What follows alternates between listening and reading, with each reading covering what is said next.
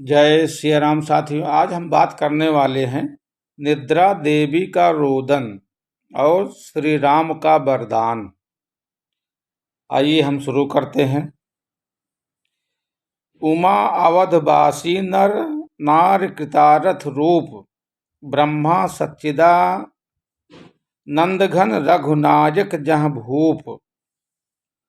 शिव जी कहते हैं, हे उमा, अयोध्या में रहने वाले पुरुष और स्त्री सभी कृतार्थ स्वरूप हैं, जहाँ स्वयं सच्चिदानंद घन ब्रह्मा श्री रघुनाथ जी राजा हैं। एक बार श्री राम जी को नगर के बाहर किसी स्त्री का रोदन सुनाई पड़ा। उसे सुनकर श्री राम जी आश्चर्य में पड़ गए कि यह क्या है। तब तक लक्ष्मण जी भी आ पहुंचे।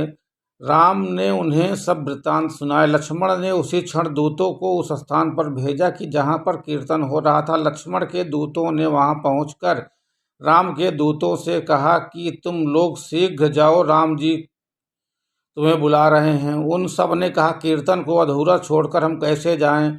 तब किसी एक ने कहा, सेवकों का धर्म है स्वामी की आज्ञा का तुरंत पालन करे, अवज्ञा से हम सब पाप के भागी होंगे। किसी ने कहा, यह राम कीर्तन जो स्वयं ही सब पापों का नाशक है, अब इसे त्याग कर कैसे जाएं। कुछ ने कहा, इससे तो स्वामी को प्रसन्नता होगी। तब लक्ष्मण के दूतों ने राम के पास जाकर उन सब का वृतांत कहा सुनाया। उसे सुनकर राम कुछ कुपित तो अवश्य हुए, किंतु उन्होंने कहा, अब इसके लिए तो मैं अपने सेवकों को दंड नहीं दे सकता, तथापि यह उचित नहीं है कि मैं उन्हें शिक्षा भी न दूं।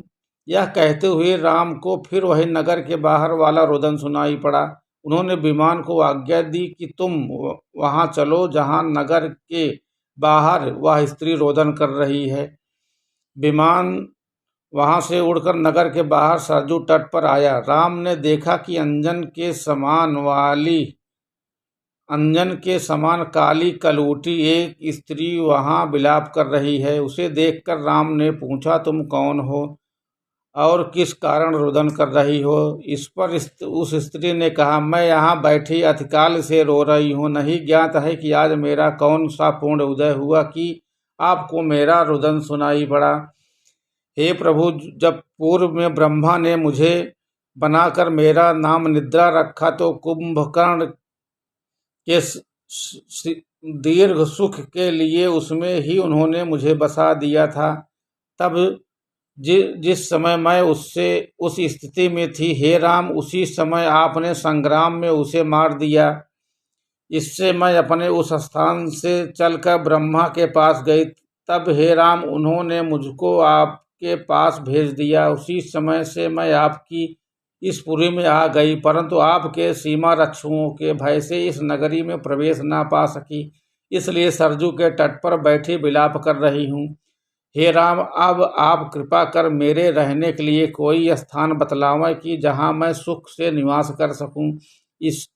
उसकी इस बात को सुन तथा पूर्व की सब बातों का स्मरण कर राम को क्रोध सा आ गया।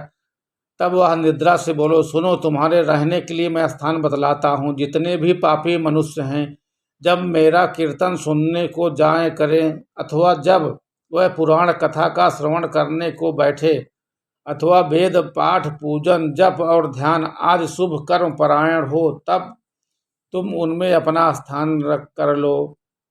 इस प्रकार जितने भी हीन प्रकृति के हों, चाहे वो देवता या मनुष्य भी क्यों न हो, जड़ बालक, गर्भिणी स्त्री, व्रतोत्तर भोजन करने वाले विद्यार्थी और श्रमिक मनुष्यों में भी तुम्हारा वास हो।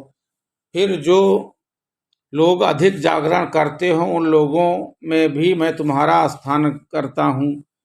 मैं तुम्हें यह वर देता हूँ कि तुम इन सब पर अपना मोहजाल विस्तीर्ण करो। राम की यह बात सुन निद्रा प्रसन्न हो गई और उसने भगवान को प्रणाम किया। श्री राम जी भी अपनी नगरी में लौट आए, रात भर विश्राम किए। तब से निद्रा भी ऊपर कथित स्थान में विश्राम करने लगी। यही कारण है कि जब कोई पापी जन्म पूर्ण कर्म करने लगता है, तब उस पर निद्रा आक्रमण कर देती है। शास्त्रों में कोई एक ही पूर्णात्मा होता है जो निर्विघ्न शुभ कार्य कर पाता है। अब मैं सीता के यश से पूर्ण तुम्हें एक कथा सुनाता हूँ। कुंभकर्ण के पुत्र निकुंभ की स्त्री उस समय गर्भिणी थी जब रामचंद्र जी ने लंका पर आक्रमण किया था।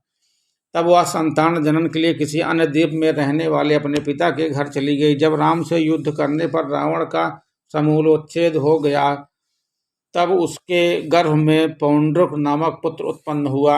उस समय श्रवण नदी के तट पर मायापुरी नामक की एक नगरी थी, जिसमें एक और रावण रहता था, जिसके 100 सिर और 2 भुजाएं थी। पौंड्रक ने उस रावण की सहायता से विभीषण पर आक्रमण कर युद्ध में पराजित कर दिया और 100 मुखा रावण उस पौंड्रक के साथ जाकर स्वयं भी वहां राजा बन बैठा। विभीषण ने आकर सब समाचार राम को सुनाया।